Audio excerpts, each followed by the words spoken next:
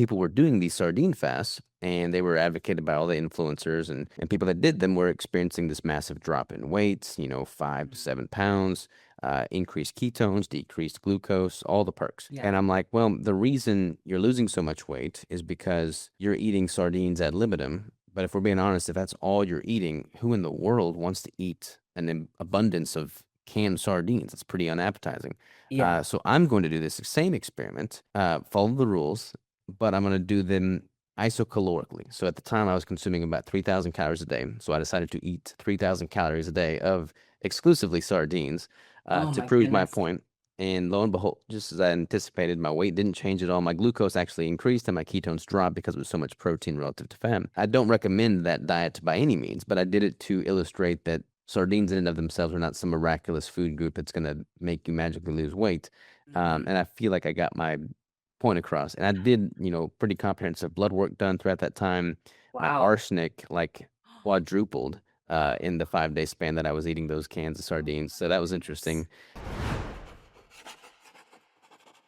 Today, my guest is Robert Sikes, also known as Keto Savage. He is a lifetime natural competitive bodybuilder. Early on, he followed the traditional bro dieting playbook, 6 or 7 meals a day, high carb, high protein, and it set him into a downward spiral of health issues and disordered eating. In 2014, he tore up the script and began experimenting with a high fat, strict ketogenic approach to bodybuilding, building his own contest prep methodology around it. In 2018, that methodology became Keto Brick, a 1,000-calorie ketogenic performance meal he and his team formulate and produce in-house. He was named the world's leanest man and earned his WNBF pro card in 2023. He has since packaged his methodology into the Savage system. It's a guided coaching program for competitors and everyday people alike, and runs it alongside his wife, Crystal, with a mission of helping people optimize their body and mind to reach their full potential. I love this conversation with Robert Sikes. Here it is without further ado.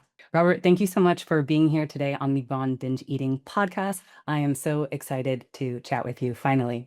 I am excited to be. It's always a pleasure chatting with awesome people, so I'm excited to see what we dive into. So walk me through your bro dieting years, eating many meals, high carb, high protein. How did that go? Like what ended up happening for you physically and mentally?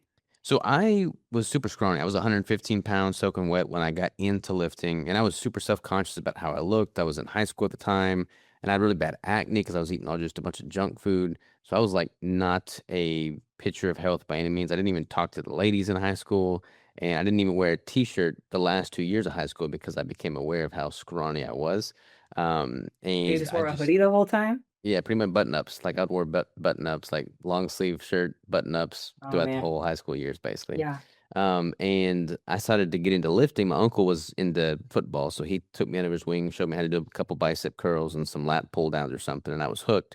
And I transitioned away from team sports like baseball, basketball, football, started getting into bodybuilding, and I didn't have a coach, I didn't have an instructor. I would just go to the gym, watch people. I'd watch YouTube videos of, pro IFBB competitors lifting and eating, and they were all obviously on steroids and doing all the things that you can get away with when you're on steroids. And I'd read Mhm. them in the magazines and whatnot. And I just started eating and eating and eating. You got to eat big to get big, as they say. So I would eat about 6,000 calories a day, a lot of carbohydrates, and I was Wow. broke. So I would go to the gas station and I would get those 800-calorie macho chimichangas that you stick in the microwave. And I Mhm. would just eat that kind of stuff. Yeah. And I ballooned up to, believe 230 pounds was my heaviest. And my, false belief was that I could compete at 200 and be just shredded. Um, and lo and behold, I lost like 80 pounds in 12 weeks to compete at 150 for my first show. Got Wow. shredded and won, but the night of the competition, I just ate everything in sight. We went out to Red Lobster to celebrate. Ate everything in sight and put on like 20 pounds in 24 hours. And that became the catalyst for my disordered eating, you know, negative downward spiral because I had worked so hard for something, seen success with it, and then pretty much seemingly threw it all away in an instant. And that plagued me for years, for sure. Yeah, so how did that like continue to play the tape forward for us? So you had a, epic binge after your first bodybuilding competition. You gained 20 pounds in 24 hours. And then how did that continue over, like, was it a couple more years of that, or like how long did that last? Yeah, it was several more years, and it was just like after that first binge, it was like just chronic restriction from that dieting for the competition. I'd done all that wrong. That first competition, I didn't have a coach, didn't know what I was doing, so I was doing too much cardio, not eating enough, practically starving myself. And then once the show was over, I would just overconsume. Then I'd feel guilty for overconsuming, and I would go, 3 days without eating anything, or maybe a can of tuna or something. Yeah. And then it would just become this vicious feedback loop, like binging, purging. And I would just like I've got horror stories, as I'm sure many of us do, about like the amounts and types of foods we would consume. Yes. Like, it's just nonsensical things. Like, what in the world Right. are you doing? This doesn't make any sense, but you do it anyways. Right. And I would do that for years. I mean, I think that show was in 2012, and I believe that style of eating was pretty much my norm until 2014 or so, after I did my third show, when I decided that I had to make a change, and then started playing around with different types of diets, and eventually kind of fell into keto by accident.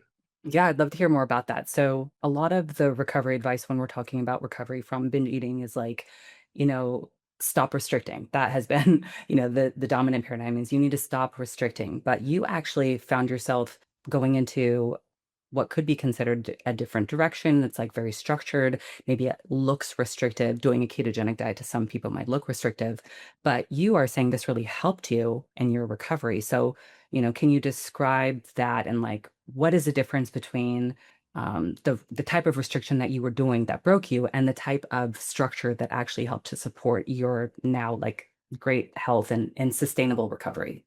Yeah, so when I came into keto, I was doing like once I had battled with those disordered eating tendencies for years, I started playing around with the different types of diets.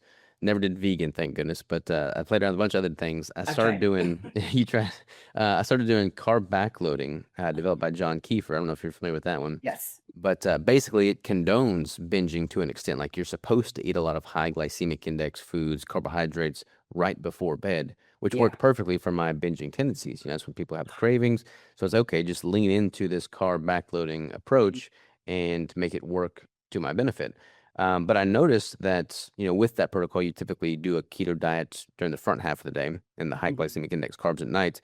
And I just noticed that I felt better during the portion of the day that did not involve the carbohydrates. So I'm Mhm. like, well, I'm just going to do carb backloading minus the carbs, which lo and behold is pretty much keto. That was before keto was popular, prevalent, or even known, really. Yeah. Um, Certainly not mainstream. There was no books or magazines or blogs on keto at that time. And I just noticed that I felt better with the complete absence of carbohydrates. And from a bodybuilding standpoint, I didn't know if that would be conducive to me building muscle or getting Mhm. leaner or any of that. I didn't think that it would, but for me, it allowed me to get a better relationship with food, and for that alone, it was worthwhile. But I think honestly, the shift mentally is that I no longer felt guilty for the foods I was eating. I think that's the big tripping point for people that have forms of disordered eating, because you overindulge, you underconsume, you do whatever the case is, but then there's this sense of guilt that accompanies it, and that becomes the catalyst for some extreme behavior one way or the other, extreme psychological triggers, and then it just becomes that negative feedback loop. When I switched to this very structured form of keto, yes, it was restrictive in the sense that I wasn't eating the variety of foods that I was previously, but I didn't feel guilty for any of the foods I was eating, because at that time, Yeah. again, there was no keto treats, there was no keto cookies, it was just real whole food. So I didn't feel guilty for the foods I was eating. Yeah. And not having a sense of guilt accompanying the food choices made breaking free of the food addictions so much easier. Yeah, I think so many of us relate to that experience. And so how did that style of eating impact your weightlifting and your competitive bodybuilding? Well, I started that back in the end of 2014, 2015. I don't remember the exact time frame. But I continued to get stronger. My recovery actually improved because I didn't have the inflammation like after leg day, for instance. I'd Mhm. eat a bunch of carbs, have a heavy leg day, and then I'd be out of commission for like a week to do legs again because my knees would hurt so bad.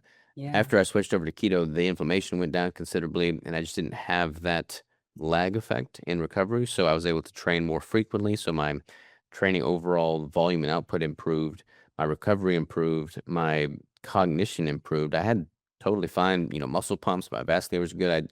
I got leaner and leaner and leaner. honestly, my best looks on stage were all with a ketogenic approach, and my strength markers were on point as well. So I didn't really have any degradation to training performance that I could tell. Some people Mhm, may make an argument that I would be able to build more muscle with higher insulin levels, with more carbohydrates, but then you're also building more body fat. So at the end of the day, mhm. the net effect, in my opinion, is that I brought a better package to stage each time with a ketogenic approach in the absence of carbohydrates.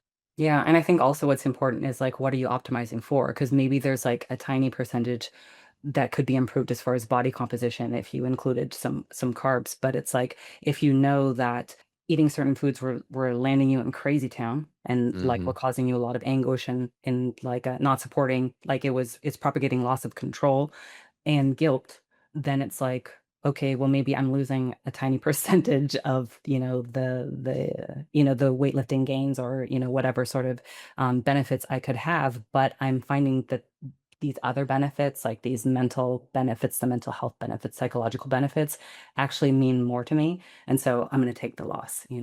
Totally. And I think, I believe that I haven't really experienced any net negative from a sheer performance standpoint in the sport of bodybuilding with a ketogenic approach over the past 12 years that I've been doing it now, 11, 12 years, whatever it's been. That aside, like you said, the relationship with food is so much better. And for that reason alone, it would be worthwhile for me to stick with it. But then when I, you know, turn the clock forward and I look at, longevity components, health components long term, when I look at Alzheimer's and type 3 dementia and all these things that are coming out into fruition with people's diets and insulin resistance and things of that nature. It's like, that's not really a concern of mine whatsoever.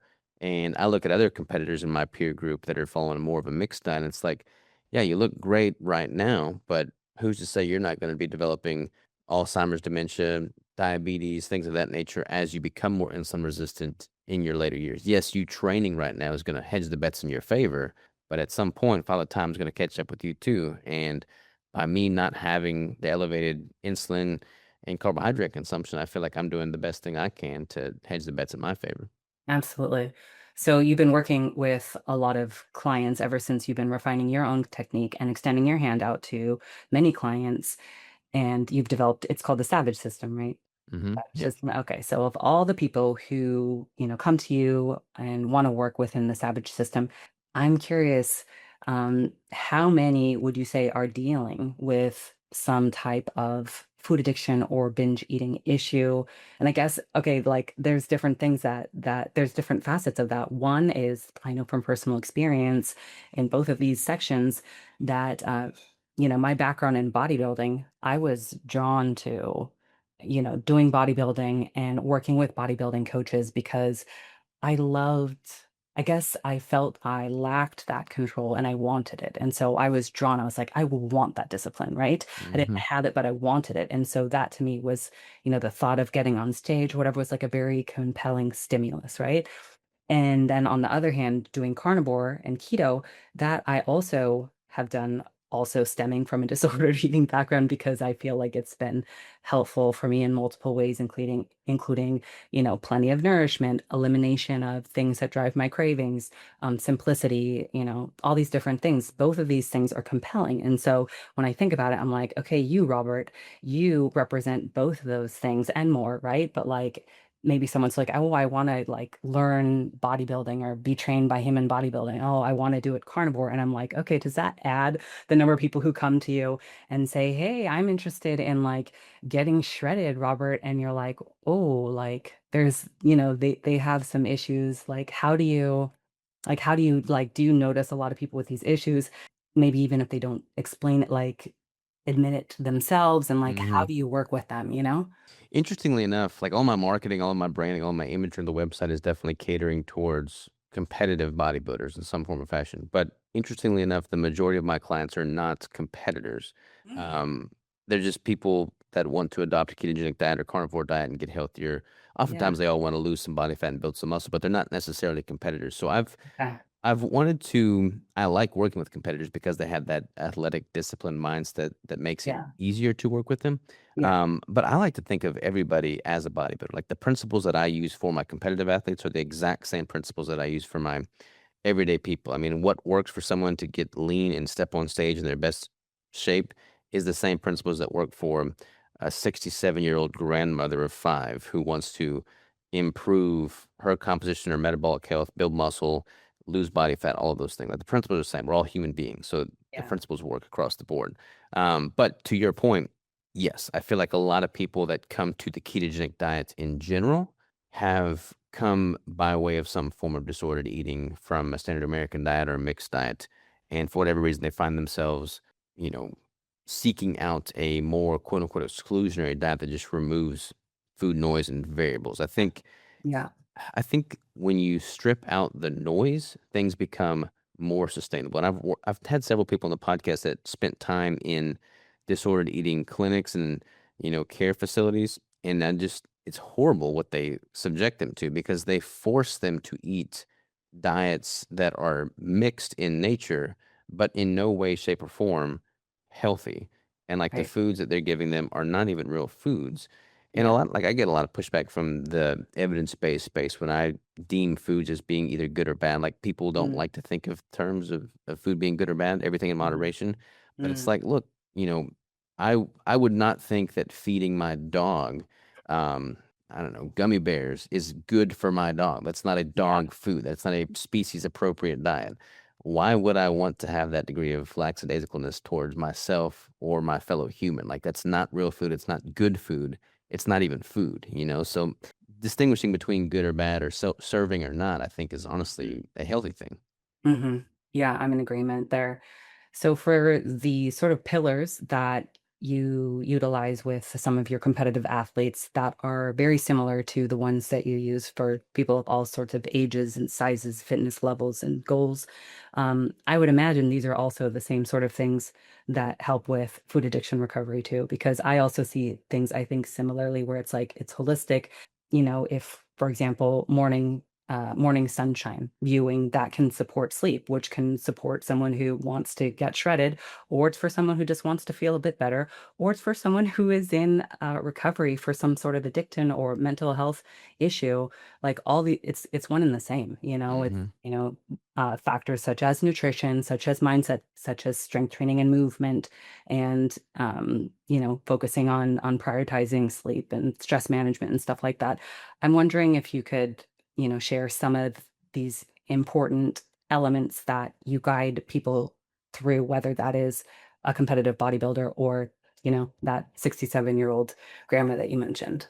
Yeah, so like my Savage system, I've got an online course. I do the one-on-one coaching, but like I've got 7 phases basically. And it's not so much 7 phases in the terms of like, you know, philosophical pillars. It's more like specific phases that determine, baseline starting positions, what their macro distribution should be, how to peak properly for a finite, Mhm, span to optimize health for that window of time, how to reverse diet out of that, things of that nature. So it's very nuts and bolts mhm, tactics and strategy with regards to body composition specifically. And we can totally mhm, dive into that. As far as like overarching philosophical pillars or themes, it's funny because I've recorded over 900 podcast episodes with all kinds of top biohackers and doctors and things of that nature.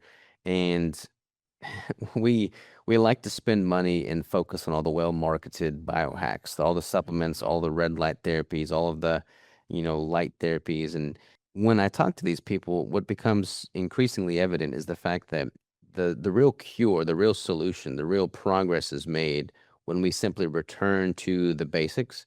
And this is true across the board. Like you said, looking at the sun in the morning. We used to do that by default as a species every single day, whether we wanted to or not. We have the luxury to avoid the sun now. We didn't used to have that. We have the ability to just eat real food, get quality sleep, spend time with your fellow human in laughter, in loving, cherishing moments. Like these simple things that we very easily take for granted, those are the things that actually elicit the response that we're looking for. Being active, moving your body, stressing your body, from a hormetic positive standpoint, like acute Yeah. stressors. Like these are all the things that we benefit from. And we like to throw fancy labels on it, like photobiomodulation, things of that nature. But it's like Mhm, all the basics that we were all doing by default as a species 10,000 years ago. mhm, absolutely. And can you share a little bit more about some of your favorite tips for people who are looking to change their body composition? Yeah, so from a ketogenic standpoint, I'm a big advocate for kind of like if someone's coming from standard American diet, and they're wanting to dip their toe into a ketogenic carnivore, fat adapted approach. Some people like to gradually taper their carb intake. You Mm-hmm. kind of have to ask the individual what their personality is like. For me, I recommend just more of a rip the band-aid off approach. Like I'm all for sustainability and making things very Yeah. gradual with regards to macro manipulations, caloric changes, things of that nature, training modalities. But with something like a dietary shift, like there's no justification for having, I'll call it poison food in the house. So like make the drastic change of clearing out your cupboards, your pantry, your fridge, and getting that junk out of there. Like be drastic in Mm-hmm. that regard. Yeah. And then once you've committed and made the switch, you've got fewer options that'll steer you off course at the ready. But then from a sheer macro distribution standpoint, people remove the carbohydrates, which is a form of energy, and Mm-hmm. they, for whatever reason, feel that they can't replace that. They're concerned about not eating or about eating too much dietary fat. Like that's where the energy is going to come from. So whether you have a lot of body fat on your frame to lose or not, if you're not deeply fat adapted yet, you're not going to efficiently be able to tap into it. So I advocate people starting off with a higher fat ratio to replace that energy source from the carbohydrates with the Mm-hmm. lipids, and Mm-hmm. then adequate protein, obviously, in tandem with weight training to keep Mm-hmm. that muscle in demand. And then from there, once they are fat adapted, their palates change. They're no longer craving the sweets as much.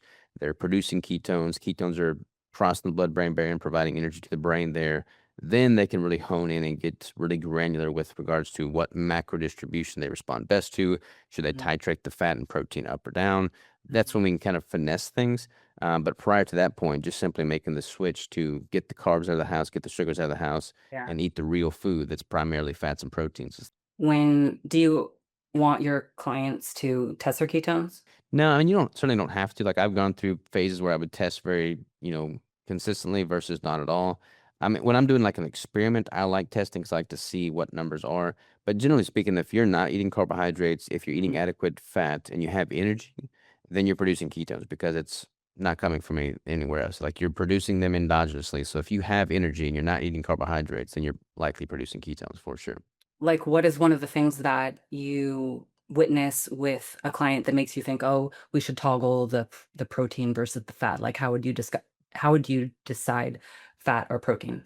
A lot of times people will eat too much fat or eat too much protein relative to fat rather. And if their body is not yet fat adapted and is inefficiently creating glucose from their protein to kind of make up for that void of carbohydrate consumption, then they will start to exhibit symptoms similar to carbohydrate consumption, such as increased inflammation in their joints, brain fog, things of that nature, simply because their body is still running on glucose by way of excess protein. So that would be one telltale sign there. That would be an instance where it may be worthwhile to test ketones and glucose and Mhm. see if they're overdoing it on the extreme in that regard. But usually those people are not really energized anyways because creating glucose as the primary fuel substrate inefficiently through protein is it's kind of a demanding process. So like they're not going to feel optimal in that regard. Mhm. So I'll kind of test that. But honestly, just giving them good food recommendations at the onset is key. So like as long as they don't have any specific allergies or things of that nature, Mhm. gravitating Mhm. towards the naturally fattier cuts of meat, as opposed to like gravitating towards chicken breasts and things of that nature. Yeah. Like, what would you say, like, are top 1 to 3 meats or animal proteins that you would recommend, and, like, the top 1 to 3 fats you might recommend if they're separate than the protein? I mean, I'm probably a little biased because I'm the formulator of the Keto Brick, but for me, like my typical day to day, like if I had, I don't have a whole lot of food variety in my day because I know what my body responds well to. So like my typical day is heavy cream in my coffee, a Keto Brick post workout, which is pretty much my meal one, and then my dinner meal is some variation of ground beef and eggs usually. So like I'll have ground beef, eggs, and a Keto Brick and heavy cream. That's pretty much my day to day. I'll have like That's easy. sauce, like some Primal Kitchen, sauce or something of that nature for flavor, some salt, some seasoning, some bull kelp for iodine or something like Mhm. that sprinkled in, but pretty minimal, pretty basic.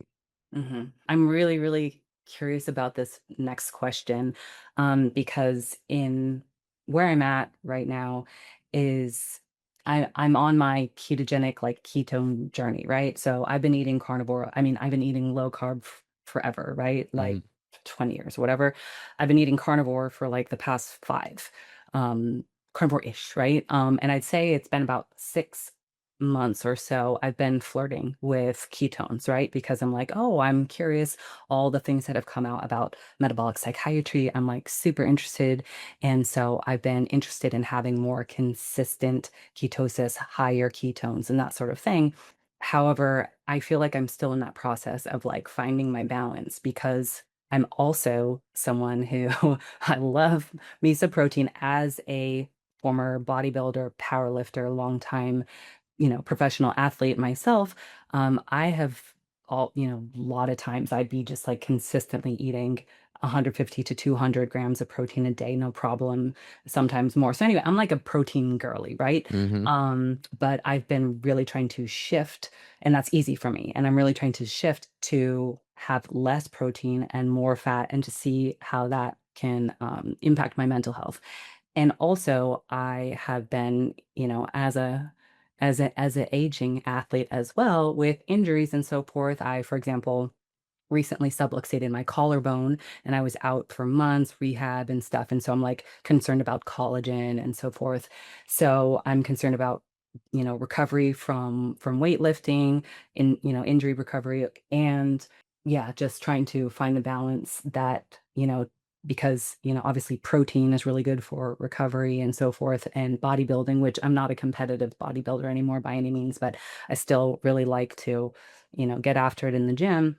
And then this desire for, having high ketones, which to me, I've noticed when using tracking Mm-hmm. app like Carb Manager in conjunction with blood ketone testing with Keto Mojo. And I find for me, I need about double the fat double the amount of grams of fat than protein. So, for example, and I'm talking about macronutrients like fat to protein and carb by grams, Mm-hmm. not by percentage or whatever. And so when I have that, then I have a much higher level of ketones, but I'm not sure, like, I'm just trying to figure out like my own little balance. And so you knowing about macros for bodybuilding, also, I'm imagining just Keto Savage, about ketones, about macros. So like, how do you find that balance, or, either whether it's for yourself or just from your understanding and working with clients to, weigh what is the priority and achieve that balance, especially when there's maybe competing demands. Yeah, it's interesting because, from a mental health standpoint, there's absolutely benefit to having higher circulating ketones. I mean, ketones can cross the blood-brain barrier, unlike lipids in isolation. So there's benefit there. I mean, Chris Palmer's put out some great work from like keto as a psychotherapy, basically. Yes. I'm excited about that. Honestly, of all the different research modalities and use cases for keto, like that genre is what excites me the most. Yes. So I'm very pro and aggressively focused on keto for metabolic therapies from a psychological standpoint. Yeah. However, there doesn't have to be this like one or the other scenario. Like from a sheer muscle building standpoint, I think the deeper fat adapted you are, you can obviously make energy without carbohydrates. So that's kind of a non-issue there. But from a muscle building and preservation standpoint, as long as the muscles are in demand and they are progressively overloaded in some form or fashion, you can create the stimulus necessary to create more growth. And you don't have to have an excessive amount of protein to achieve that growth. You want to make sure you're not under consuming protein. But I mean, this isn't necessary, but I wanted to test the extremes. Like in a competition prep setting, I've gone as low as 65 grams of protein a day for a finite period of time and experienced no drop in lean tissue or muscle strength whatsoever. Now, I don't think you should or would need to or want to go that low for any extended period of time. But like generally speaking, I mean, just to provide some context, I'm 180, 85 pounds currently, and I'm currently consuming 150 grams of protein a day and about 300 grams of fat. I feel pretty good at that. So it's about a 2-to-1 ratio in grams as well. My ketone production is higher. My mental cognition is higher. I'm able to build and preserve muscle, no problemo. And that is adequate protein. I'll go as high as 200 grams of protein to see, and there's not really any inherent increase in strength or muscle hypertrophy by going that much higher. But just like you, I can put down the protein. I mean, I can go to a Brazilian steakhouse and eat 500 grams of protein without a problem. But when I do, I absolutely experience a drop in ketones, an increase in glucose. My sleep gets hindered. Yeah. My recovery is lackluster. My joints hurt. So there's definitely a point of diminishing returns with protein consumption. And Yeah. that honestly kind of frustrates me because That is not really in the ether right now. Nobody's talking about that. A lot of people underconsume protein, so it makes sense that there would be a lot of talk about, hey, get your protein in. Protein's the most important macro, yada yada yada. But there's a massive, percentage of the demographic out there that is over-consuming protein, and they don't Yeah. feel great because of it, and they don't think that there's anything wrong with it because people are giving protein a halo, basically. Mm-hmm. Bodybuilder to bodybuilder. What would you say is kind of like the lower limit? You said that you went down to an astonishing 65 grams of protein, but for a limited period, but you didn't atrophy your muscles. You didn't completely disappear. But like as far as for long term, do you have sort of like in your head a heuristic for like a bottom Yeah, I would floor? say if you're consuming 1 gram of protein per pound of lean mass, that definitely gives you adequate protein. There's no need to go any lower than that. It's like my lean mass, I think, is like 155 pounds. So if I was, I mean, I'm consuming on the lower end of that right now at about 150 pounds. But I'm increasing that as we speak because I'm kind of in the middle of an experiment. So Hmm. I'm not normally below 150 grams of protein. There will be times Yeah. where I do go that low or lower rather. But for me, consuming 150 to 200 is a safe window. So, for you consuming 1 gram of protein per pound of lean mass, there's not going to be any muscle wasting at that consumption, and you're going to be consuming adequate protein, and you probably wouldn't want to consume any less than that. Yeah.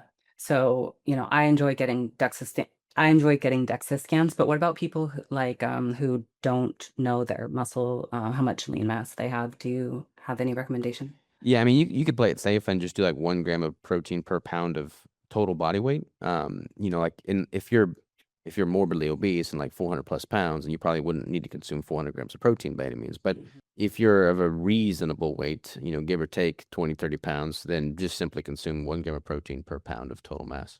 Mhm.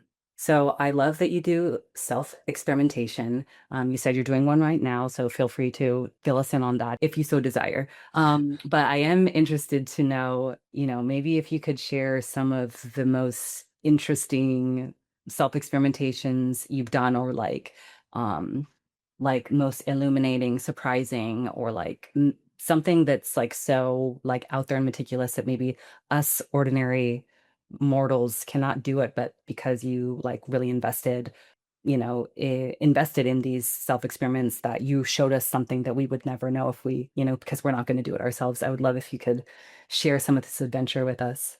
Well, I mean, like on a big macro level, big picture view, my experimentation is pretty much just my goal is to be the best natural bodybuilder that I can be. So everything that I do is done with that focus in mind from a competitive, compositional standpoint.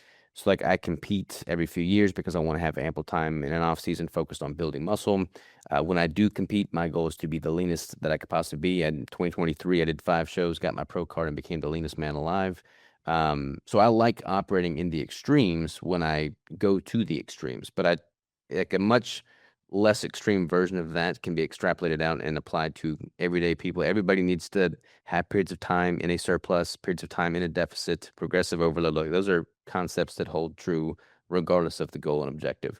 And within that realm, I will do things that are still totally ketogenic in nature, carnivore-esque in nature, that are done to prove a point. So, for instance, one of the experiments I recently did was I don't know if you've seen it, but there's been a lot of virality around sardine fasting.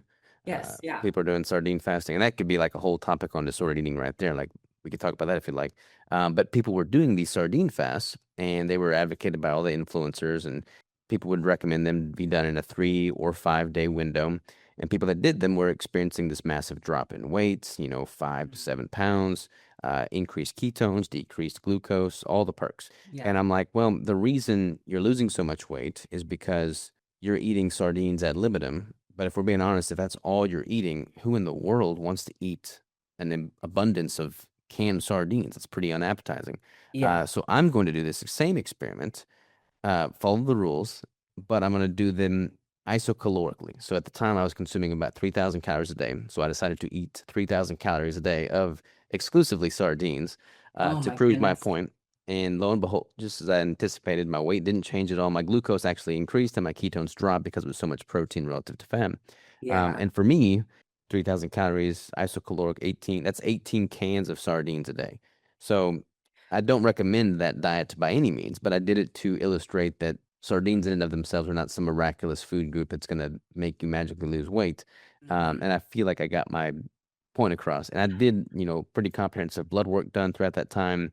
My Wow. arsenic like quadrupled in the 5-day span that I was eating those cans of Oh sardines. my So that was goodness. interesting. But yeah, things of that nature I liked throwing into the mix to just keep it interesting.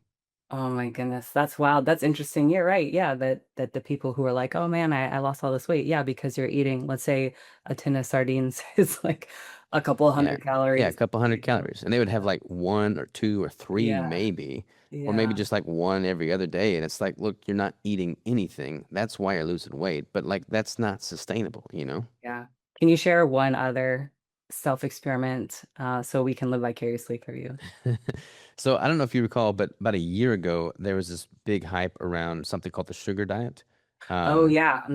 yeah, so Can you tell basically, people, yeah, tell people what it is? yeah, so the sugar diet is basically it's a hormonal pathway in which they're activating something called FGF21. And it basically increases metabolic rates, you burn more calories, and people were doing pretty much just pure sugar. Like Mark Bell was advocating for it for a while, but it gained a lot of virality because people were eating literally gummy bears, pretty much exclusively, or like blueberries and just things that were low fat, low protein, just really high in high glycemic index sugars. And they would experience a drop in weight. And I'm like, well, I'm going to mirror the same, mechanistic property of this FGF21 pathway by under consuming protein and doing basically a 4-to-1 ratio of fat to protein. So Mm, at the time, I was consuming, I want to say it was like 85 grams of protein and just an obnoxious amount of dietary fat. Because my goal was not to lose weight. Like I wanted to basically just maintain weight. yeah. But in order for me to maintain weight, I had to increase my total caloric intake by an additional 1,000 calories. So it kind Mm, of proved the metabolic upregulation by way of that FGF21 pathway. So I was consuming 4-to-1 fat to protein, doing a bunch of cod liver at the time because I can get the wow. fat in pretty well with that. But Yeah. again, increased my calories by an additional 1,000 calories, and my weight was stable throughout that span, kind of dispelling the need for people to follow a sugar diet to elicit the same response. So that's another example of my Wow. crazy That's dieting super experience. interesting. And I'm curious, did you measure your ketones at that time too? Oh yeah, they were through the roof. I mean, that amount of fat relative to protein. I mean, my glucose was down in the tanks. My ketones were, I don't remember because it was about a year ago, but I want to say it Yeah. was consistently 2+ millimolars every time I tested. So it was much higher. And did you remember feeling anything different? Like, do you personally feel a difference when ketones are higher or lower? Not really. I mean, I feel like if my protein is super high relative to my fat, I feel differently. But I don't have very high ketones in that context. I mean, Mhm. if my ketones are between zero point 0.5 and 2.5, I feel pretty much the same either way. Yeah. Okay, I have a question. What is your favorite lift? I mean, like day to lift, or I mean, I guess could you tell us your split? So I've played around with a lot of different splits. I've done full body for periods of time. I've done, traditional body part splits. I Mhm. was recently doing like a heavy hypertrophy split, and currently I'm doing like a higher volume, 4-day a week, but just a really high volume body part split. And I've been doing Mhm. that for about 2 months now, I guess. So I changed it up, not too regularly. Like honestly, like I was doing that full body split for like 2 years straight. So a lot of times Mhm. people Mhm. change their training program too frequently to the point where their body can't acclimate to it. They don't have the mind muscle connection yet. They can't accurately gauge progressive overload because they're changing it too regularly. So I'll oftentimes stick with a given program for at least 6 months before I switch it up. But yeah, Mhm. currently doing a high volume body part split. How many days of Four. how many days Yeah. split? 4 day split. Yeah. So 4 days. So basically it's what do we got here? We got chest and biceps on day one. Day two is legs. Day three is shoulders and triceps, and then day four is back and calves. Mm. Back and calves. You don't like back and calves that much? I always try I, to I do like I do like back and calves. I mean deadlift. Like if I could pick one exercise to do, and that'd be the only one, it'd probably be deadlift. So I do like back day for sure. But Mhm. it's tough for me on back day because I've been doing it at the end of the week because it's time after doing legs, so I've got time to recover. But then the weekend for me is just filled with a bunch of like homesteading chores. So like I'm picking up rocks, I'm cutting down trees, like I'm using my back a lot during the weekend. So I Right. feel like my back is just wrecked right now at all times. Oh man, yeah. I mean, I like to start. I start strong, like day one of whatever split is usually something like that I kind of like to go hard with. So usually my day, I like starting with back, or Hmm. some variation of back. Right now I have back and buys, and that's always it's my favorite day, I would say. Yeah, back in is always fun. Yeah. Is there anything else that you wanted to talk about, Robert? I just appreciate you doing what you're doing and bringing more awareness to the disordered eating space because I feel like that is a taboo topic in a lot of circles. And I've been open with it since as far as I can remember, as far as like the podcasting goes. And I feel like people appreciate honesty and transparency. And I feel like it doesn't get talked about enough. So yeah, I just appreciate you doing what you're doing and the opportunity to speak here with you. Oh, thank you so much. I am delighted to speak with you. And it was really wonderful. I learned a lot about I didn't know all the stuff about your disordered eating past. And it's really interesting to see how you have evolved. And just, I love the self experiments. And you really are a beacon for so many people who, want to become healthier in natural ways and with a carnivore approach is so, so unique. So, I'm really glad that we got to connect. If people want to get in your world, what are the ways or what's the best way? Yeah, I mean, my content, my coaching, my course, all of that lives at ketobodybuilding.com. And then ketobrick.com for the bricks and Keto Savage for any of the socials. And then they'll find me for sure. Okay, cool. I will include all of that in the episode description. Thank you so much, Robert. It's been a pleasure. Thank you. I appreciate it.